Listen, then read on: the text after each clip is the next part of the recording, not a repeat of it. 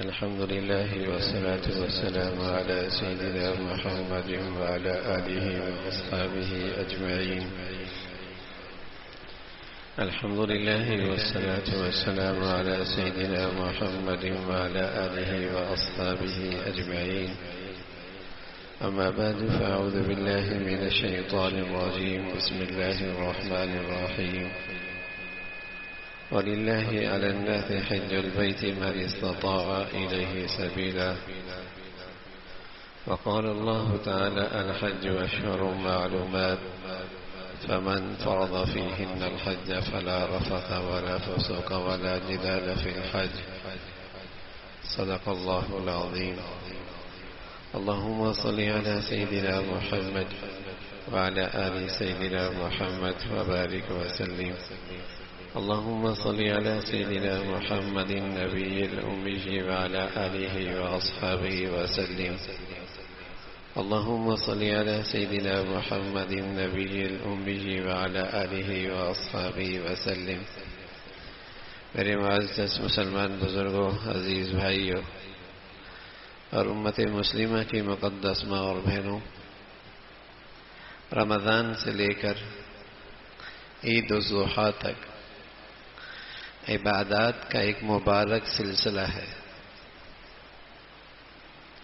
رمضان کے روزے ختم ہوتے ہیں تو فوراً حج کے دن شروع ہو جاتے ہیں. شوال، ذی القعدہ، ذی الحج، ان کو حج کے مہینے کہا جاتا ہے. یعنی یکم شوال سے کوئی آدمی احرام باندھنا چاہے حج کا تو باندھ سکتا ہے.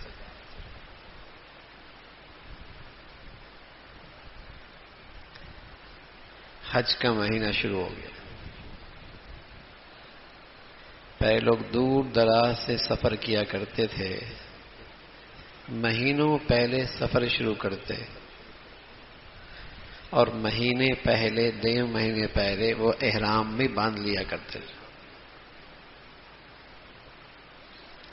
حج کا مبارک مہینہ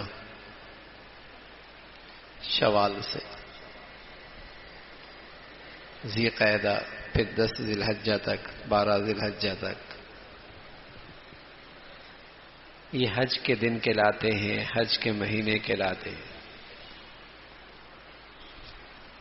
یہ موسم میں آپ دیکھتے ہیں بیت اللہ میں اطراف عالم سے مسلمان ہر رنگ کے، ہر زبان کے کھینچے چلے آ رہے ہیں. جیسے بیت اللہ میں مقناطیسیت لگی ہوئی ہے اور وہ ایمان والوں کو اپنی طرف کھینچ رہا ہے.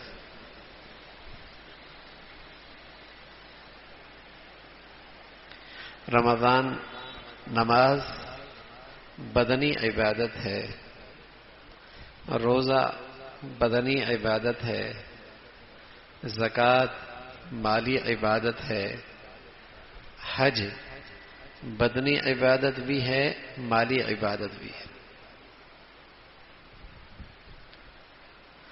بدن کی مشقت اور مجاہدہ بھی اور مال کا خرچ کرنا بھی.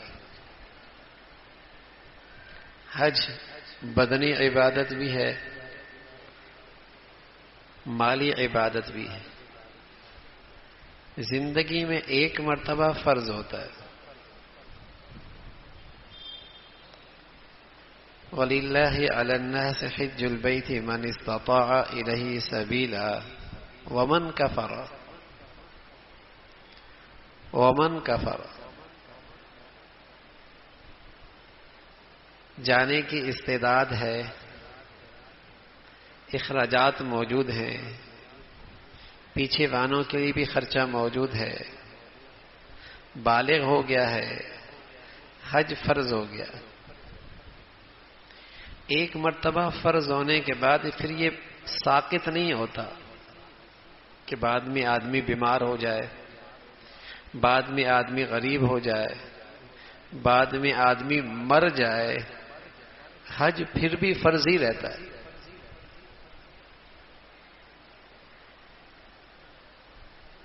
اس لیے مسلمان اس کا اہتمام کرتے تھے کہ جیسا ہی حج فرض ہو جتنا جلدی ہو سکے ادا ہو جائے. صحت کا پتہ کوئی نہیں، خوشحالی کا پتہ کوئی نہیں، زندگی کا پتہ کوئی نہیں۔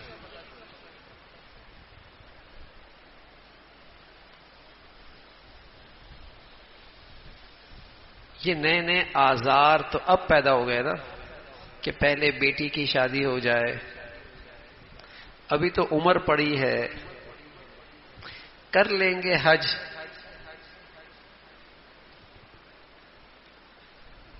پہلے لاکھوں میں ہوتا تھا اور چند لاکھ اس کے پاس تھے بھی، اور آج اتنا مہنگا ہو گیا کہ حج تو فرض ہو گیا، اب کر نہیں پا رہا۔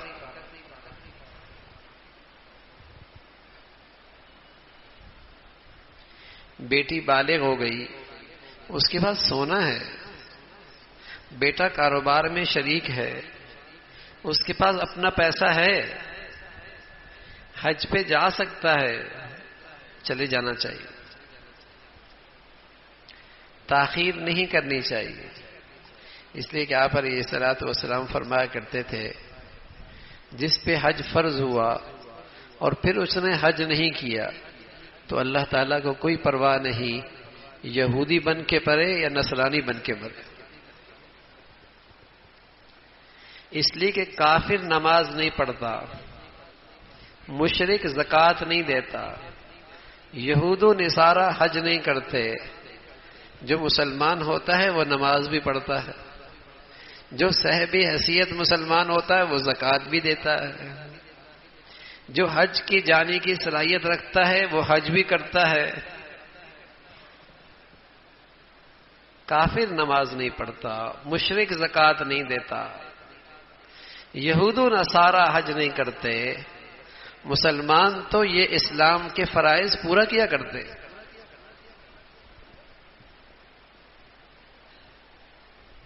تاخیر نہیں کرتے۔ صحت کا تو پتہ کوئی نہیں، زندگی کا پتہ بھی کوئی نہیں، حج فرض ہو گیا، اب جاتے جاتے اس کے لیے وصیت کرنا ضروری ہے کہ میری طرف سے حج بدل کرا دینا۔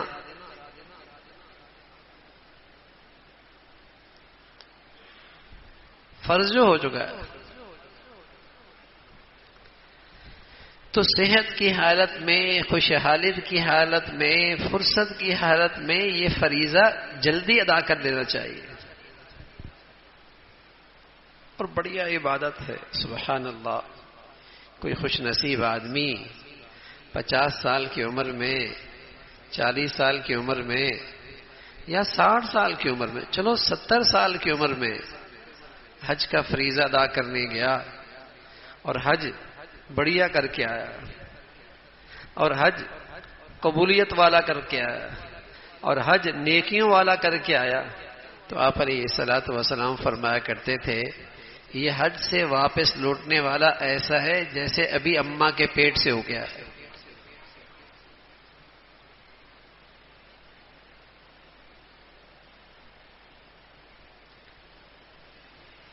اس کی اپنی بخشش نہیں ہوئی، یہ ایسا حج بڑھیا عبادت ہے، کسی کو صحیح نصیب ہو جائے تو 40 دن تک جس کے لیے بخشش کی دعا کرے گا اللہ اس کی بھی بخشش کر دے گا۔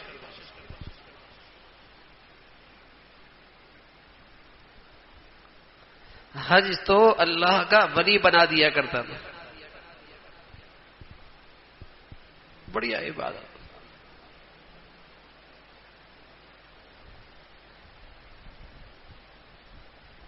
بڑھیا عبادت ہے۔ اگر مسلمان حج کی تربیت لے کے جاتے، حج کا طریقہ لے کے جاتے، حج سیکھ کے جاتے، اور حج کرنے کی کیفیات، صفات پیدا کر کے جاتے، تو صرف یہ حج کا یہ عبادت امت اسلامیہ میں انقلاب برپا کر دیتی۔ ہر سال لاکھوں لوگ کرتے۔ اگر مسلمان سیکھ کے جاتے، تربیت لے کے جاتے، کیفیات بنا کے جاتے، صفات کے ساتھ جاتے، تو حج کی عبادت امت کی اصلاح کا ایک بہت بڑا فریضہ ہے۔ تربیت کا.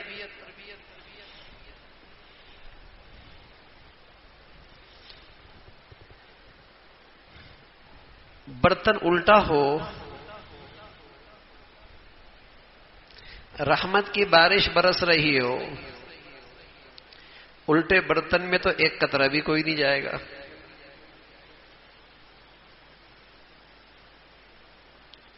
برتن سیدھا ہے، گدلا ہے،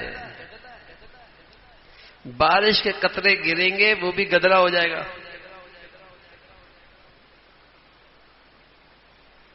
تو یہ بیچارہ حج کرنے والا دل کے برتن کو الٹا ہی کر کے چلا گیا، الٹا ہی کر کے لے کے آ گیا.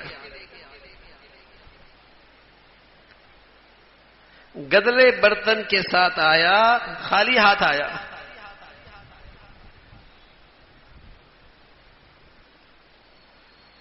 جانے والے تو بہت ہیں، لیکن کتنے ہیں جو دل کا برتن سیدھا کر کے جائیں، اس برتن کو مانجھ کر جائیں.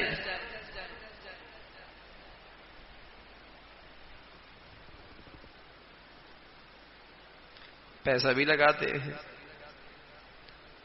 وسائل بھی لگاتے ہیں، مشقت بھی اٹھاتے ہیں،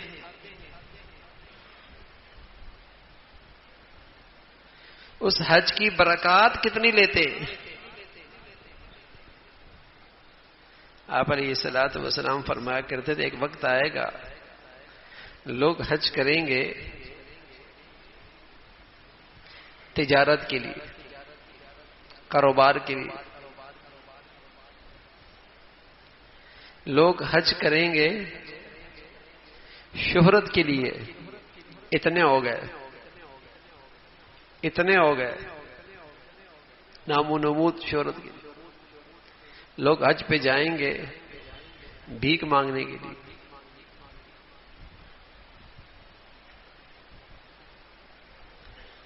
ہاں فرمایا بہت تھوڑے ایسے ہوں گے جو حج کریں گے اللہ کو راضی کرنے کے لیے.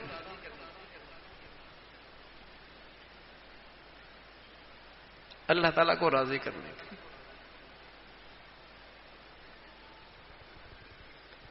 کہ اللہ تعالیٰ راضی ہو جائے.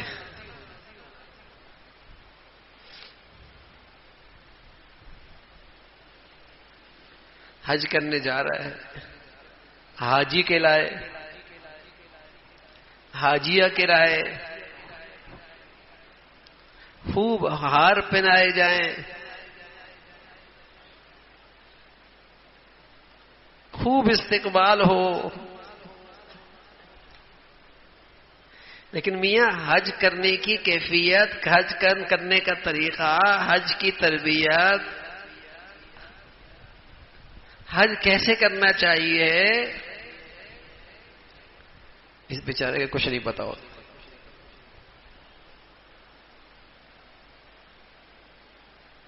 کچھ نہیں پتا ہوتا.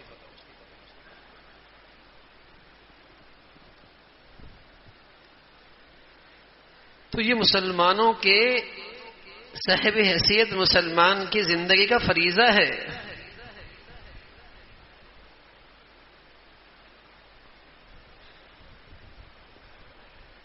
زکوٰۃ فرض ہو جائے تو زکوٰۃ کے مسائل سیکھنا، جس سے میری زکوٰۃ صحیح ادا ہو جائے، یہ بھی فرض ہو جاتا. یہ بھی فرض ہو جاتا. حج فرض ہو جائے تو پھر میرا حج صحیح ہو جائے، یہ سیکھنا بھی ضروری ہو جاتا ہے. حج بڑھیا ہو.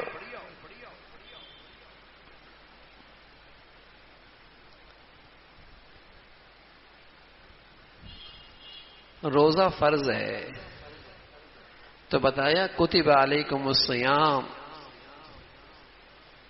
نماز فرض ہے کا اقیم الصلاۃ.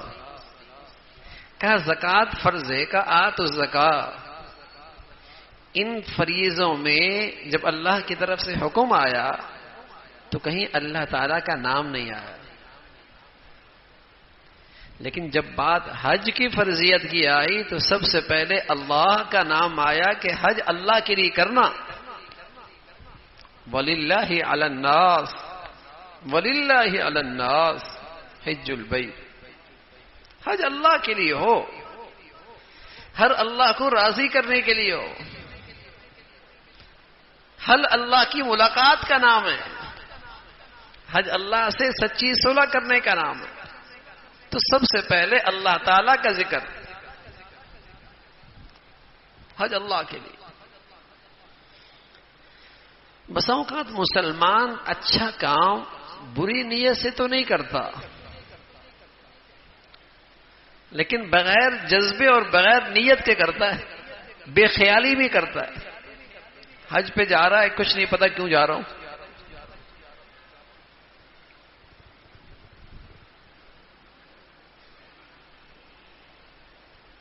یہ کیوں جا رہا ہوں حج پہ؟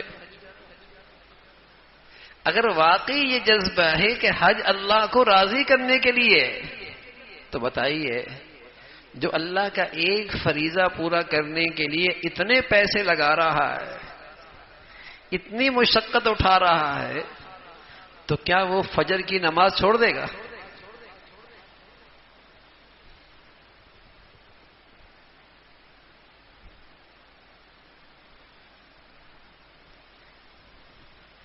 کیا وہ زکوٰۃ کے فریضے میں کوتاہی کرے گا؟ کیا وہ گناہ کرنے سے، جو فرض ہے گناہ سے بچنا، اس میں کوتاہی کرے گا؟ جب ایک فریضے کی ادائیگی کے لیے لاکھوں روپے لگا رہا ہے اور کہہ رہا ہے کہ میں اللہ کو راضی کرنا چاہتا ہوں، تو اگر اس جذبے میں یہ سچا ہے اور اس نیت میں یہ سچا ہے، تو جانے سے پہلے ہی بہت کچھ اس کا بدل جائے گا. کہ میں اللہ کو راضی کرنے کے لیے جا رہا ہوں.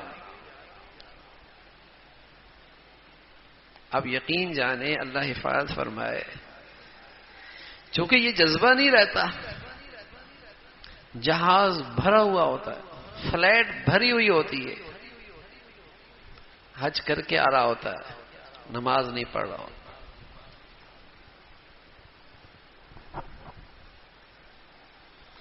ایک فریضے کی ادائیگی کے لیے لاکھوں روپے لگا رہا ہے، اور سفر میں کئی کئی فریضے چھوڑ رہا ہوتا ہے.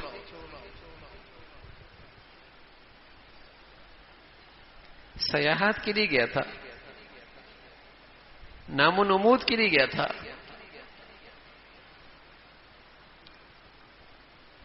دنیاوی مقاصد کے لیے گیا تھا. ہاں، ایسا آدمی اگر فرائض دیگر چھوڑ دے تو سمجھ میں آتا ہے. لیکن اگر کوئی آدمی اللہ کو راضی کرنے کے لیے گیا ہے اور ایک فریضہ ادا کرنے کے لیے لاکھوں روپے لگا رہا ہے، تو جس فریضے کو پورا کرنے میں پیسہ بھی نہیں لگتا، اتنی مشقت بھی نہیں لگتی، بتائیے وہ اس میں کیسے سستی کر سکتا ہے؟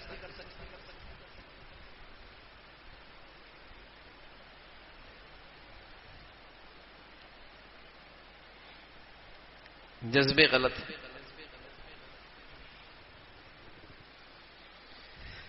تو حج اللہ کے لیے، اللہ کو راضی کرنے کے لیے.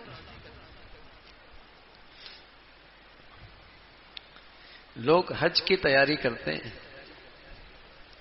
اور سمجھتے ہیں حج کی تیاری کا مطلب یہ ہے کہ احرام اچھا ہو،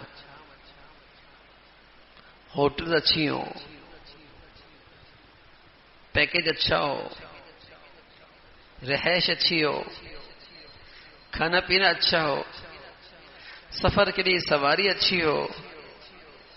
اس کا انتظام کر لیا تو سمجھتے حج کی تیاری ہو رہی.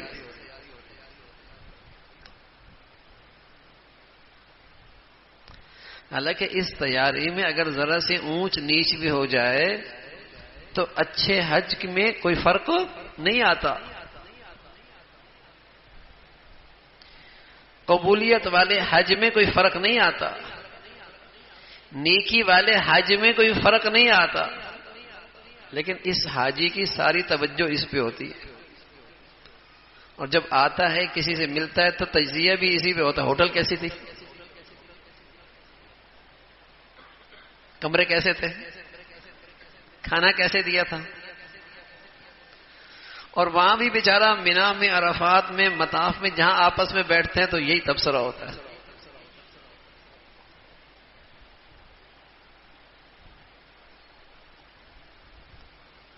حج کی یہ بھی تیاری ہے، بری نہیں ہے، لیکن اگر اس میں کمی پختائی ہو بھی گئی تو اچھے حج میں کوئی فرق ہو نہیں پڑتا.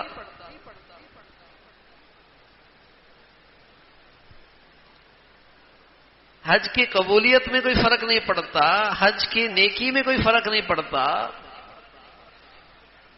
اونچ نیچ ہو جاتی. ایک حج کی تیاری اور ہے،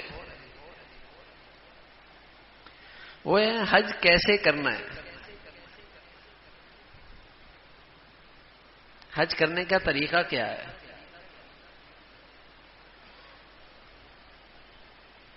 یہ طریقہ بھی آ جاتا ہے. جب آدمی گروپ میں جاتا ہے تو سب کر رہا ہوتا ہے، یہ بھی کر لیتا ہے.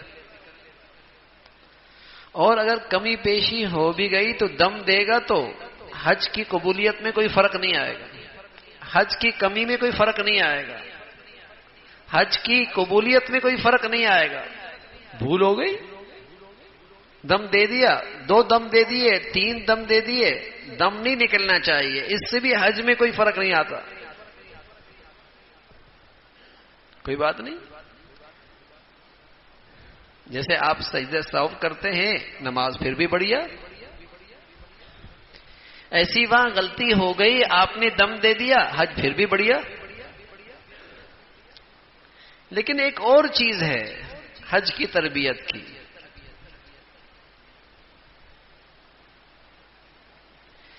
اور اس کمی کی وجہ سے حج کی نیکی میں فرق پڑتا ہے اور حج کی قبولیت میں فرق پڑتا ہے، اور اس کا ازالہ دم سے بھی نہیں ہوتا.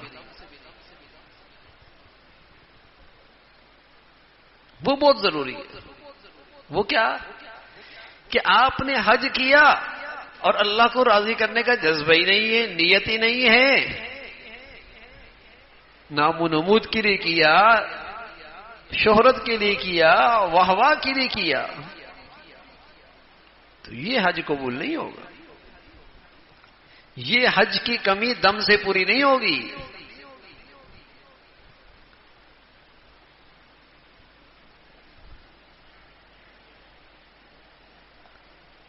یہ تربیت نہیں ہوتی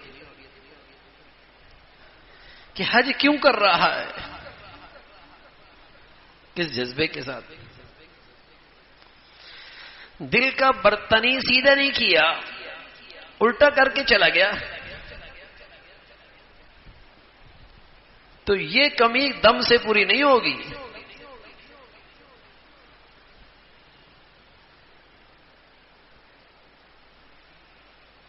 دل کا برتن گندا لے کر گیا، یہ کمی بھی دم سے نہیں پوری ہوگی،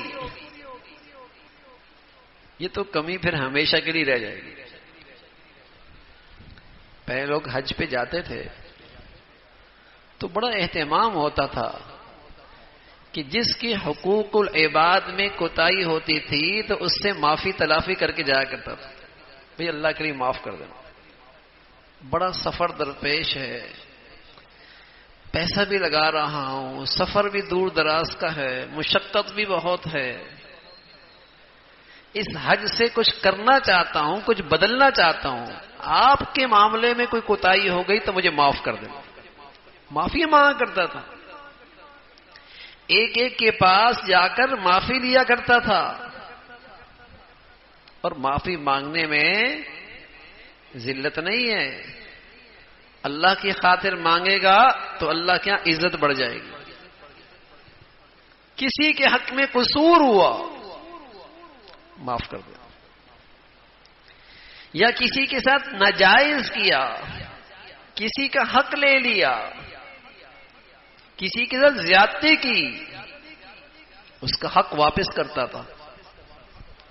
حقوق العباد اگر یہ گندگی ساتھ لے کر گیا، اس کی کوتاہی، تو معافی نہیں ہوگی. حج جیسی عبادت کی برکات سے محروم رہے گا. اب یہ حج کی تیاری کر کے جب حاجی نہیں جاتا تو بیچارہ جیسے جاتا ہے ویسے آتا ہے.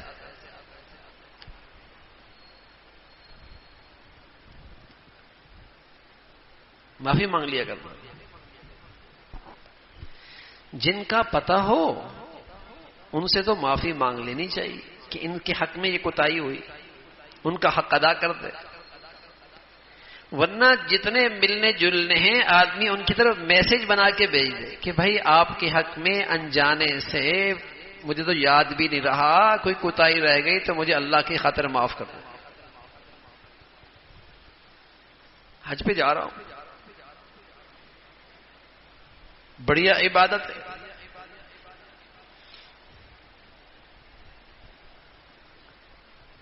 تو دل کا برتن سیدھا کرے اور پھر اسے صاف کرے کہ وہاں کینہ نہ رہے, بغض نہ رہے, حسد نہ رہے, یہ گندگیاں نہ رہیں. ورنہ وہاں کے جو انوار و برکات ہیں, جو قدم قدم پہ اللہ کی طرف سے نوازشات کے بہانے خالی ہاتھ آئے گا.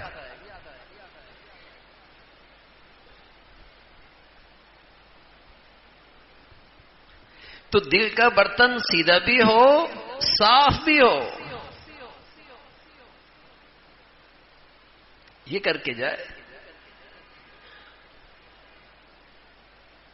ایسی مقدس جگہ ہیں, روئے زمین کی سب سے مبارک جگہ جہاں اللہ کے ہر نبی کے قدم پڑے. لیکن یہ نالائق جگہ تو وہی جاتا ہے, لیکن دل کا برتن سیدھا نہیں کرتا.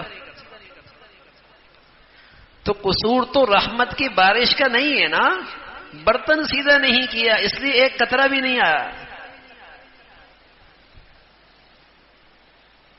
وہاں تو اللہ کے ہر نبی کے قدم پڑے ہیں اور ہر ولی کی چاہت رہی ہے کہ وہاں پہنچوں. ہر نبی کی خواہش رہی ہے کہ وہاں پہنچوں.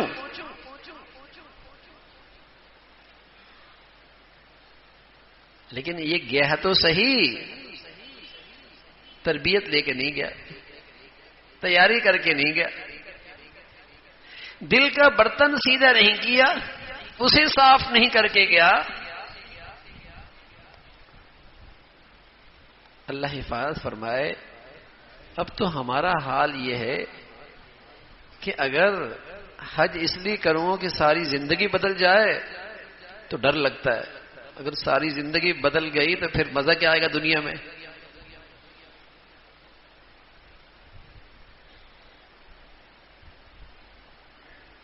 پھر کیا مزہ آئے گا.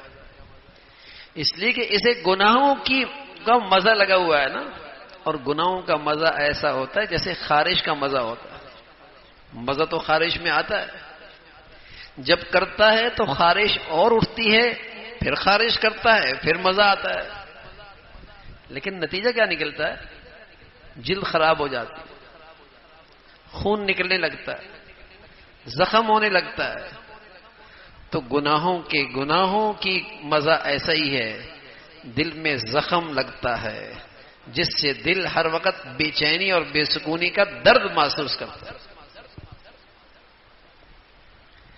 گناہوں کی وجہ سے دل پہ زخم لگتا ہے جس سے ہر وقت بے چینی اور بے سکونی کا درد محسوس کرتا ہے.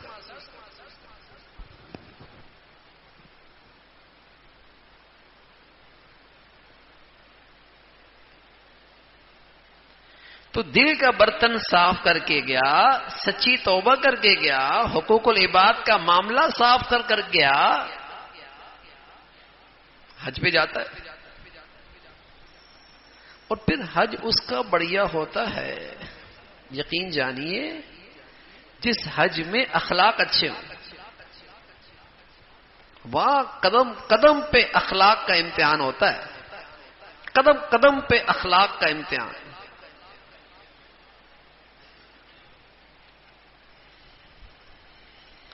ان گناہگار آنکھوں نے دیکھا اور کانوں نے سنا, حج کر کے جا رہے تھے لوگ, راستے میں مدینہ ایک ہوٹل پہ لوگ ٹھہرے ہوئے تھے، بس ٹھہری ہوئی تھی، تو وہاں اس نے اپنی عورت کو طلاق دے دی۔ جب تربیت نہیں ہوتی، اخلاقیات کا جنازہ زندگی میں نکلا ہوتا ہے، تو ایسے مبارک سفر کے اندر بھی ایسے ایسے مجرمانہ اور ایسے ایسے گناہوں کا ارتکاب کرتا ہے۔ غصے میں کہنے لگا اگر تو نہیں بیٹھی تو طلاق دو۔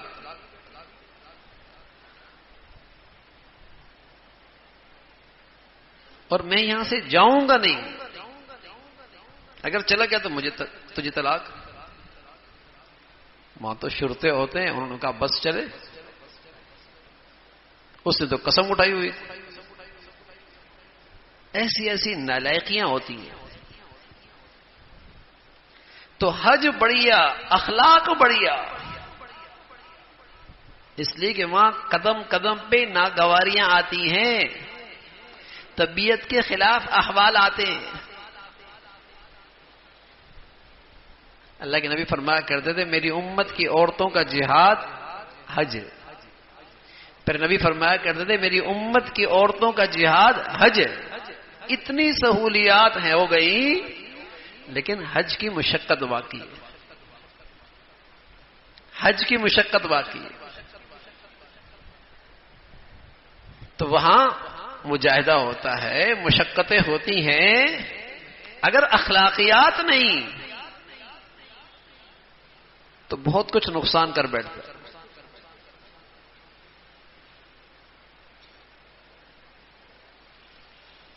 ایسے موقع آتے ہیں وہاں کہ آدمی کا بس ہی نہیں چلتا،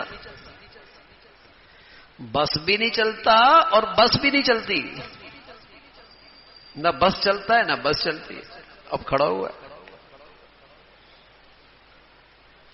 جو 16 لاکھ کا حج کر رہا ہے وہ بھی وہیں کھڑا ہے، جو 50 لاکھ کا حج کر رہا ہے وہ بھی کھڑا ہوا ہے،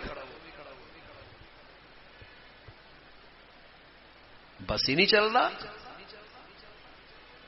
صبر، صبر، برداشت، تحمل، اس پہ اللہ تعالیٰ اس مشقت پہ کیا دیں گے، اس کا خیال، تب مزہ آئے گا حج میں، تب آتا ہے اس فریضے میں مزہ۔ ورنہ اگر قدم قدم پہ ناشکری ہے اور جو لے کر گیا ہے اس کی غیبت ہے اور اس کی برائیاں ہیں اور اس پر تبصرے ہیں، تو اس کا تو کوئی نقصان نہیں ہوا، اس نے اپنے پیسے لے لیے۔ اب نقصان اسی کا ہوا، پیسے بھی دیے، حج بھی گیا، پیسے بھی دیے، حج بھی گیا۔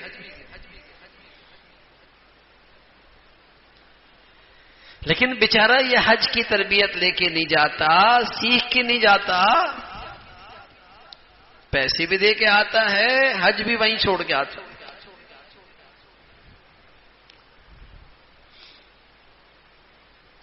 تو بڑھیا حج بڑھیا اخلاق سے ہوا کرتا، اخلاق بڑھیا، اچھے اخلاق۔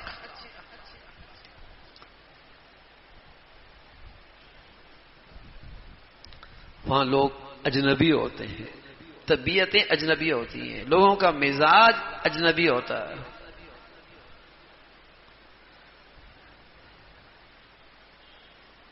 مشکل آتی ہے، لیکن اس کی محنت کر کے جائے گا، اس کی مشق کر کے جائے گا، وہ کیفیات بنا کے جائے گا، تو پھر ان مقدس مقامات سے بہت کچھ لے کے آئے گا۔ وہاں ایک نیکی پہ 1 لاکھ نیکیاں ہیں۔ اللہ حفاظت فرمائے، یہ کوئی نالائکی کے ساتھ چلا گیا تو ایک گناہ کا وبال بھی ایسا ہی ہے۔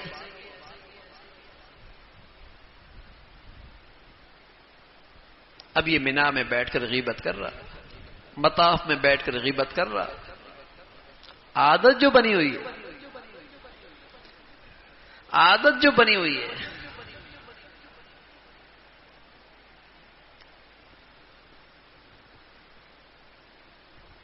اور وہاں یہ آدمی، شیطان جو ہے وہ ہر وقت اس کے پیچھے لگا رہتا ہے کہ اس کے پاس سرمایہ بڑا ہے، اس کی کمائی بڑی ہو رہی ہے.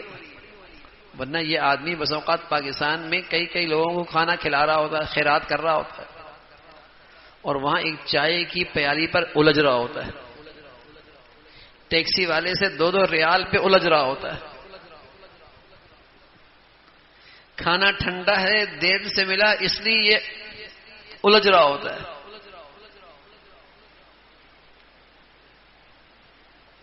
حالانکہ وہاں تو ایسی جگہ ہے، سلام پھیلا رہا ہے، ایثار کر رہا ہے، خدمت کر رہا ہے. یہ حج بڑھیا ہو رہا ہے، اخلاق بڑھیا اخلاق سے بڑھیا حج ہوتا ہے. تو لوگ حج کی تیاری کر کے جاتے ہیں کہ ویزا نکال لیا، اس پاسپورٹ بنوا لیا، گروپ اچھا بنا لیا، اچھی جگہ کمرے بنا لیے، اچھی جگہ رہائش اختیار کر لی، کھانے کا انتظام پہلے سے کر لیا. یہ حج کی تیاری تو ہوتی ہے. یا پھر زیادہ حج کی تیاری تو کچھ کتاب سے حج کرنے کا طریقہ سیکھ لیا. لیکن یہ کتنے لوگ ہوتے ہیں جو دل کا برتن سیدھا کر کے جائیں، صاف کر کے جائیں، توبہ کر کے جائیں، لوگوں کا حقوق ادا کر کے جائیں، اللہ تعالیٰ کو راضی کرنے کا سچا جذبہ لے کے جائیں.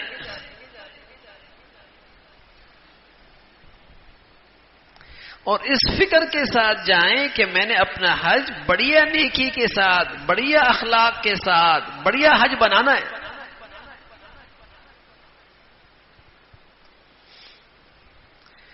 شیخ الحدیث مولانا زکریا رحمۃ اللہ علیہ، جنہوں نے فضائل حج بھی لکھی ہے، فضائل حج پڑھنے والی کتاب ہے، ان سے ایک صاحب آئے، کہنے لگے حضرت کوئی نصیحت فرمائے، حج پہ جا رہا ہوں.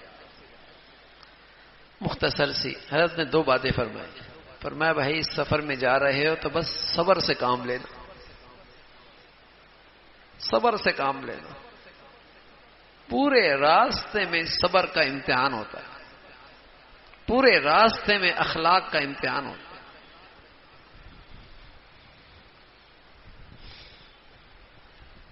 یہ چیز نصیب ہو جائے تو گھر بھی ہماری اچھا نہ ہو جائے، معاشرہ بھی ہمارا اچھا نہ ہو جائے. بے صبری تو ہے، اخلاق ہی تو کوئی نہیں.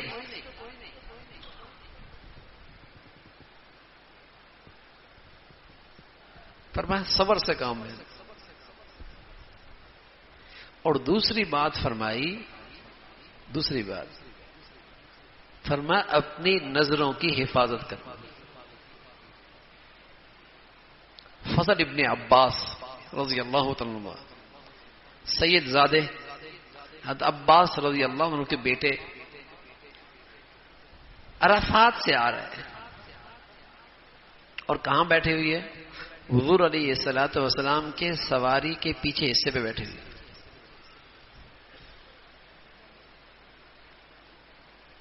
کیسی مقدس وادی عرفات سے مزدلفہ آ رہا ہے، اور کیا قیمتی موسم حج کا، 10 ذی الحجہ، اور کیسی بڑھیا صحبت کے حضور کے ساتھ بیٹھے ہیں. اور ہے کون؟ فضل ابن عباس جیسا شہزادہ. مرد بھی آ رہا ہے، عورتیں بھی آ رہے ہیں. تو فضل کی نظر عورتوں کی طرف اٹھی، بے خیالی میں اللہ کے نبی نے محبت سے اس کا چہرہ پھیر دیا اور فرمایا فضل کیا کر رہے ہو، نظریں ہٹاؤ. وادی کیسی، موسم کیسا، صحبت کیسی، اور فضل جیسا شہزادہ. اللہ کے نبی نے اپنی امت کو پیغام دیا کہ اگر تم اپنی آنکھوں کو بے قابو رکھو گے پھر دل کے بارے میں نہیں کہا جا سکتا کہ یہاں ایمان کا نور رہے گا یا چلا جائے گا. کون سی نگاہ کیسی پڑے کہ مہینوں کی محنت لمحوں میں ضائع ہو جائے. اس لیے کہ جب آنکھیں آوارہ ہو جاتی ہیں دل قابو میں نہیں رہتا، اور جب دل قابو میں نہیں رہتا تو شرمگاہیں قابو میں نہیں رہتی۔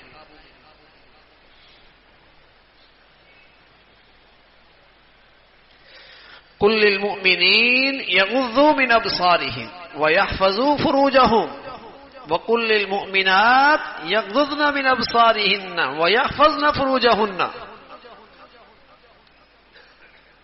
یہاں اہتمام دیکھیے، نماز کی بات آئی تو صرف مردوں سے کہا، عورتیں بھی ماتحت داخل ہیں۔ زکوٰۃ کی بات آئی تو مردوں سے کہا، عورتیں میں اس میں داخل ہیں۔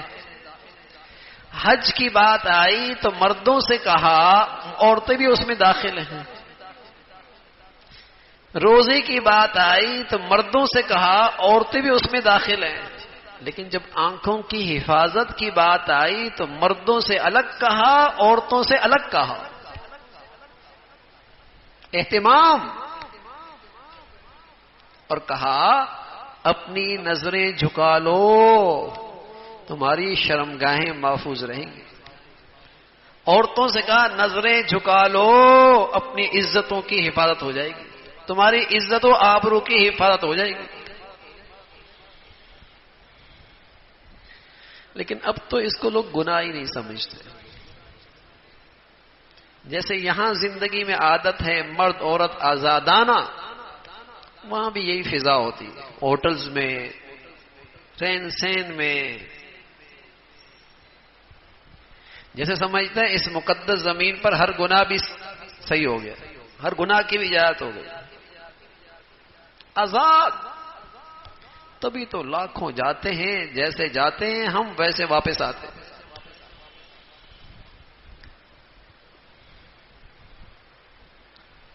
نیکیوں کے ساتھ حج ہوتا تھا، اخلاق کے ساتھ حج ہوتا تھا، تقوی کے ساتھ حج ہوتا تھا۔ یہ حج زندگیاں بدل دیا کرتا تھا۔ جانے والا ویسا نہیں لوٹتا تھا جیسے گیا تھا، اس کی زندگی میں زمین و آسمان کا فرق ہوتا تھا۔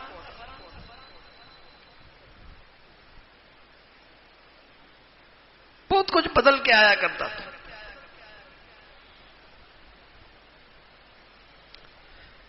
تو اخلاقیات کا امتحان، حج اچھا اچھے اخلاق سے، حج اچھا پرہیزگاری سے۔ اب کہتے ہیں میری نظریں اچھی، میری غلط نیت نہیں تھی، میں کوئی غلط نظر سے نہیں دیکھ رہا تھا۔ تو بڑا ہی بزرگ ہے، وہاں تو اللہ کے نبی فضل جیسے شہزادے سے کہہ رہا ہے کہ نظریں ہٹا لے، اور ہمیں بڑا اطمینان ہے کہ میری نظر بڑی ٹھیک ہے۔ عجیب مخلوق ہے اب تو۔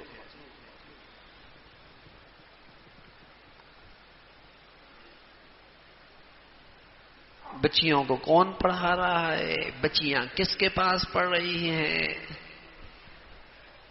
کن کے ساتھ بچیاں باہر جا رہی ہیں۔ شرم و حیا کا تو جنازہ ہی نکل گیا، بلکہ اب یہ برائی اتنی پھیل گئی کہ اب کہتے ہیں یہ تو اچھائی ہے، اور کوئی رو کے کرے تو کہتا ہے یہ تو انتہا پسند ہے، یہ تو تاریخ خیال ہے، پرانے خیالات کا آدمی ہے۔ اور اس مرد عورت کا آزادانہ میل جول کی نحوست کیا ہے؟ آج ازواجی رشتوں میں اعتماد ختم ہو گیا، آج ازواجی رشتوں کی کامیابی ناپید ہو گئی، طلاقیں اور خلا بھرے پڑی ہیں آپ کی عدالتیں، طلاق اور خلا سے بھری پڑی ہیں آپ کی عدالتیں۔ اس لیے کہ جس معاشرے میں مرد عورت کا ملنا آزادانہ اور درمیان سے اللہ کا جو حکم ہے اس کو نظر انداز کر دیا، وہ معاشرہ ٹوٹتا ہے، وہ گھر ٹوٹتے ہیں، وہ ازواجی رشتے ٹوٹتے ہیں، وہ خاندان بکھرتے ہیں، وہاں ازواجی رشتوں میں اعتماد نہیں رہتا۔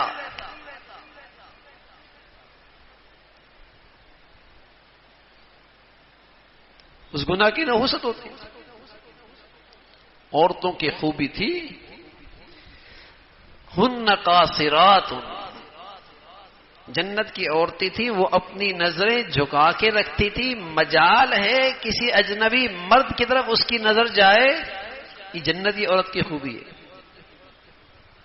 حکیم امت تھانوی رحمۃ اللہ علیہ فرمایا کرتے تھے مشرقی عورتوں کی یہ خوبی تھی، مشرقی عورتوں کی یہ خوبی تھی کہ اس کا میاں کتنا ہی اس کی نظروں سے اوجل کیوں نہ ہو، سالوں لگ جائیں، مجال ہے وہ کسی غیر کی طرف نظر اٹھا کے دیکھے. یہ جنت والی خوبیاں مشرقی عورت میں تھی. آج بھی آپ اندرون سندھ جائیں گے نا تو وہاں ہندو عورتیں جب کوئی مرد جا رہا ہوگا تو وہ عورتیں اپنے اوپر کپڑا کر لیں گی. ہندو عورتیں راستے سے ایک طرف ہو جائیں گی. یہ مشرقی عورتوں کی خوبی تھی کہ وہ اپنے مرد سے، اپنے شوہر سے نظریں غیر کی طرف نہیں دیکھا کرتے. لیکن اب نئی روشنی نے شرم و حیا بھی نکال دی، اور شرم و حیا نہیں نکالی، احساس بھی نکال دیا.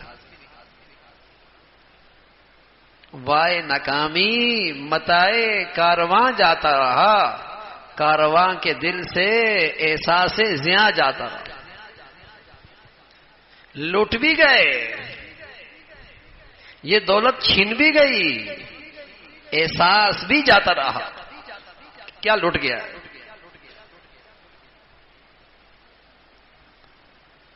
تو حج بڑھیا ہوتا تھا، بڑھیا اخلاق سے، بڑھیا تقوی سے، بڑھیا نیکی سے، بڑھیا حج ہوتا. اور یہ ایک ہی سفر اس کی 60 سال، 40 سال، 50 سال کی زندگی کو صاف کر دیا کرتا. نئی زندگی شروع ہوتی تھی، نئی زندگی کا انداز شروع. بڑھیا حج ہوتا. اب تو آدمی جہاز پہ بیٹھتا ہے، جس غفلت کے ساتھ یہاں تھا اسی غفلت کے ساتھ وہاں جاتا ہے، اسی غفلت کے ساتھ واپس آتا. پہلے لوگ بڑی مشقتیں اٹھایا کرتے، لوگ سواری پہ نہیں جایا کرتے تھے، سر کے بل جایا کرتے تھے. سر کے بل جا کیسے؟ سفر چلتا تھا بیلوں پر، چیزوں پر، تو جہاں پڑاؤ ڈالتے 2 رکعت شکرانے پڑتے، پھر جہاں پڑاؤ ڈالتے 2 رکعت شکرانے پڑتے، پھر جہاں پڑاؤ ڈالتے 2 رکعت شکرانے پڑتے کہ اللہ اس سفر کے لیے ہمیں توفیق دے دی. تو مہینوں لگتے، جہاں ٹھہرتے شکرانے کے نفل پڑتے. تو وہ سواریوں پہ نہیں جایا کرتے تھے، سر کے بل جایا کرتے.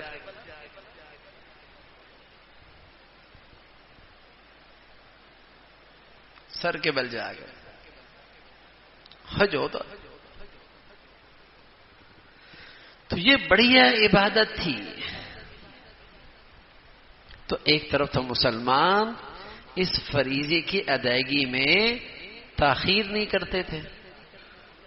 صرف میرے خیال ہے بر صغیر ایسا ہے کہ یہاں کے حاجی سب سے زیادہ بوڑھے ہوتے ہیں، ورنہ آپ انڈونیشیا میں جائیں، ملیشیا میں جائیں، ان کے حاجی دیکھیں تو ماشاءاللہ جوانی میں حج ہو رہا ہوتا.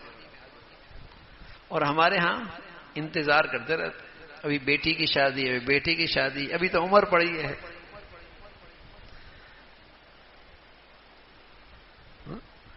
فریضہ حج جیسے ہی فرض ہو جائے ادا کرو،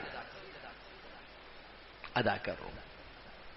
زندگی کا پتہ کوئی نہیں، صحت کا پتہ کوئی نہیں، وقت کا پتہ کوئی نہیں، کیسے حالات آ جائیں. اور جاؤ، سیکھ کے جاؤ، تیاری کر کے جاؤ. بڑے مقدس مقامات ہیں،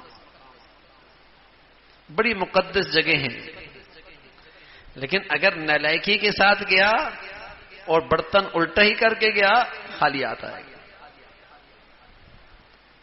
اور اگر کچھ تیاری کر کے گیا، دل کا برتن سیدھا کیا، مانج کر کے صاف کر کے گیا، تو بہت کچھ لا سکتا ہے. بلکہ ساری دنیا کو جو کچھ ملا اسی در سے تو ملا ہے. ساری دنیا کو جو کچھ ملا ہے اسی در سے تو ملا ہے بھائی. ایسی جگہ ہے. قدم قدم پہ وہاں رحمتیں کسے نوازنے کے، نوازشات کے بہانے. تو حج تیاری کے ساتھ جائے، صحیح جذبے کے ساتھ جائے، اچھے اخلاق کی کیفیت کے ساتھ جائے، اچھی کیفیت کے ساتھ جائے اور پرہیزگاری کے ساتھ جائے. ہے مشکل چیز، لیکن اگر یہ پتہ ہے کہ بڑا موقع ملا، بڑی فرصت ملی، بڑی دولت حاصل ہو سکتی ہے، تو اس کے کچھ آداب ہیں، حج کے کچھ حقوق ہیں.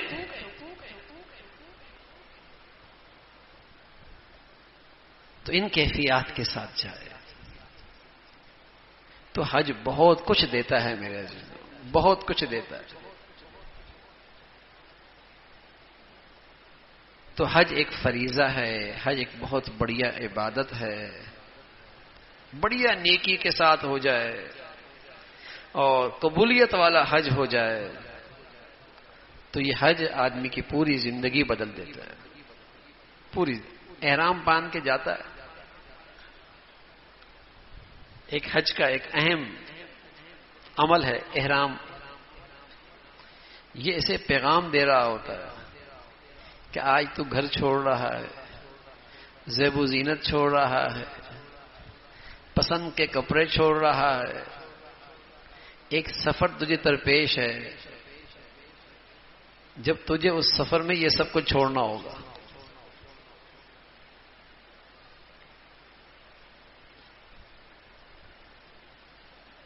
آج تو اپنے اختیار سے زیب و زینت چھوڑ رہا ہے، گھر چھوڑ رہا ہے، احباب رشتہ دار چھوڑ رہا ہے.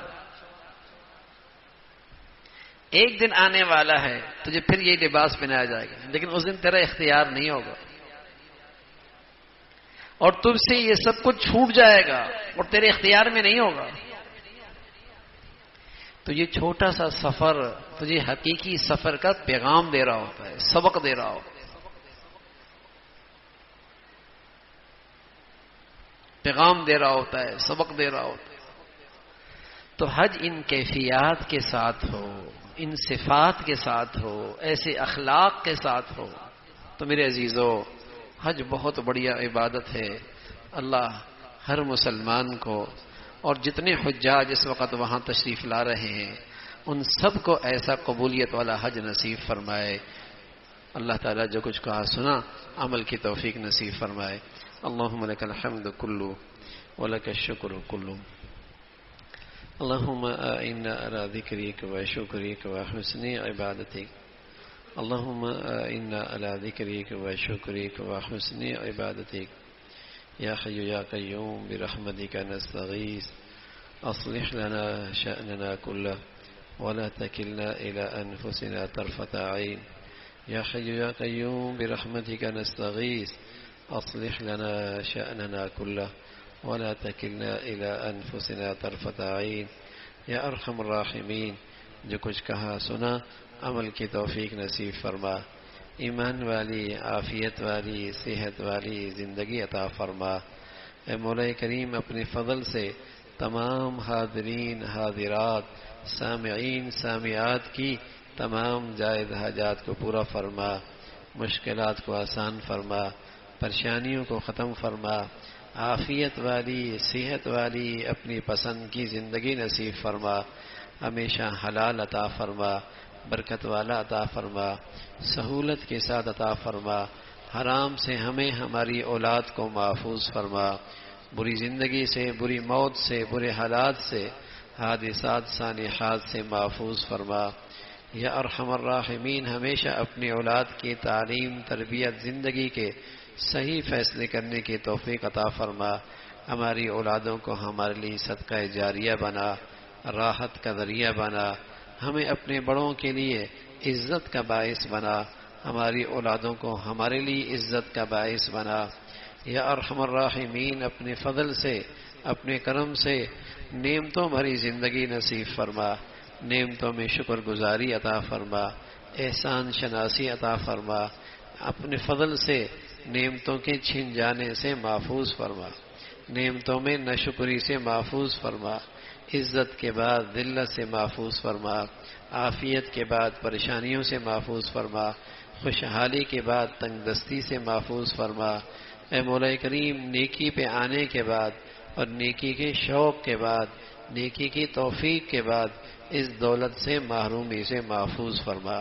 مولا کریم، نیکی کی زندگی پہ استقامت نصیب فرما، نیکی کا ذوق شوق نصیب فرما، ہمارے بچوں کو نیک لوگوں سے مناسبت نصیب فرما، نیکی کا شوق عطا فرما، انہیں بروں سے محفوظ فرما، برائی کی نفرت عطا فرما۔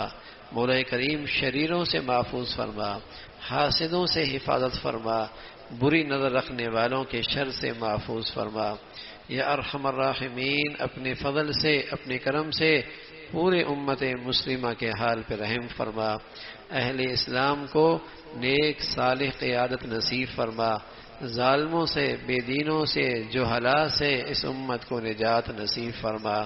یا ارحم الراحمین، دنیا بھر میں جو بھی جہاں کہیں بھی تیرا دین کا کام اخلاص سے کر رہے، جو تیرے ہاں مقبول ہیں، ان سب کی حفاظت فرما، کام کرنے والوں کی مدد اور نصرت فرما۔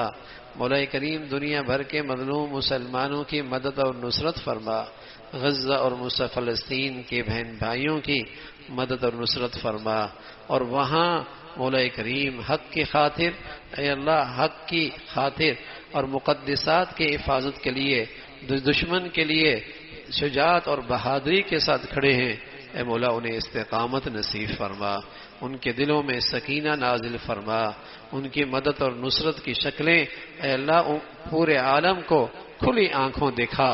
یا ارحم الراحمین، اس زمین پر اپنے قدرت کے عجائبات دکھا، اور باطل کے مقابلے میں اے مولا انہیں کھلی مدد اور نصرت کی شکلیں عطا فرما، اور باطل کی تدبیروں کو ناکام فرما، ان کو بہم دستے گریبان فرما، ان کو ہم بہم ایک دوسرے کے خلاف مقابلے پہ کھڑا فرما، ان کے شر سے، ظلم سے مسلمانوں کی حفاظت فرما۔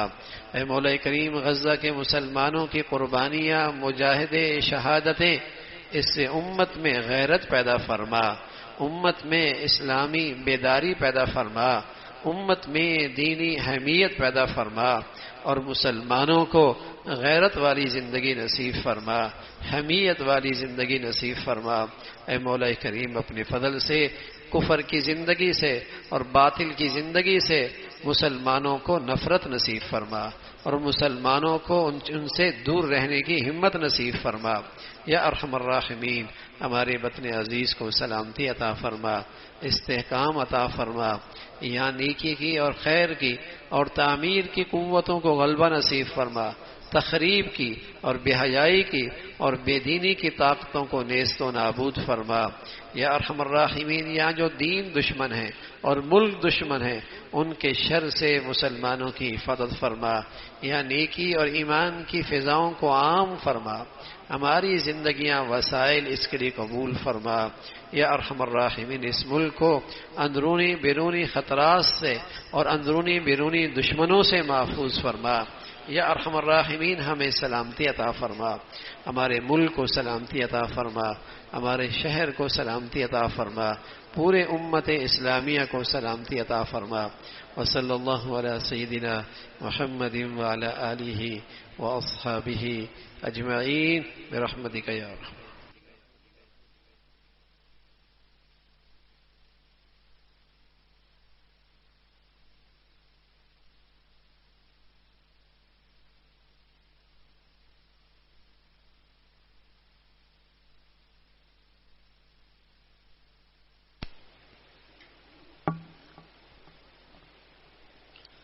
اللہ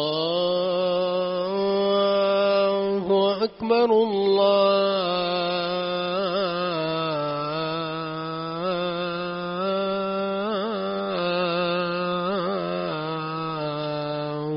اکبر، اللہ اکبر،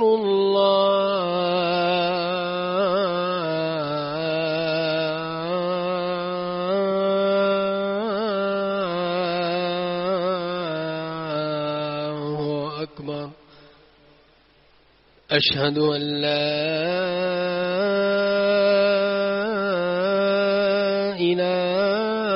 إله إلا الله أشهد أن لا إله إلا الله أشهد أن محمدًا رسول الله أشهد أن محمدًا رسول الله حي على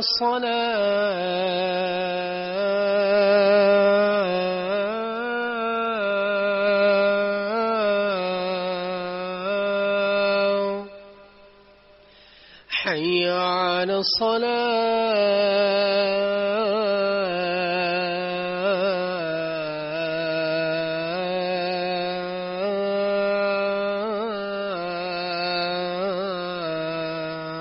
الصلاة حي على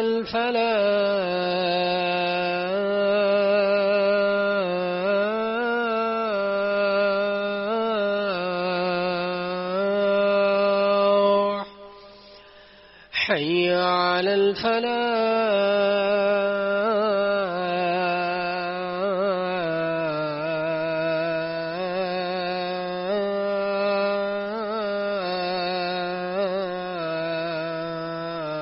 الفلاح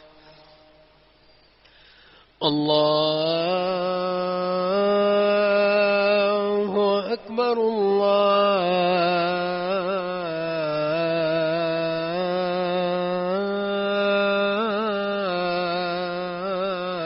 الله أكبر لا